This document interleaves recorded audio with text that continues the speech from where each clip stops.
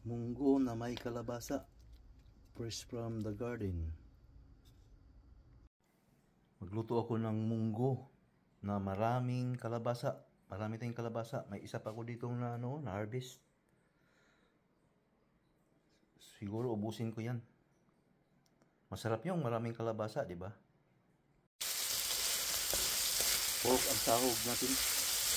Marami pong stock na pork sa freezer. Bawang, sibuyas, saka luya. Ang bango na oh. Ang bango. Yan na yung munggo oh. Yan na yung kalabasa. Saka salt and pepper. Black pepper. Yan na oh. Sarap sana lagyan ng gata to, pero baka hindi ko agad maubos, madaling masira. Dinagdag ko na rin yung puso ng saging. Yan na yung sahog natin. Napakarami. Kulang isa kakain dito. Mayroon tayong alagbati saka talbos ng ampalaya. Yan o.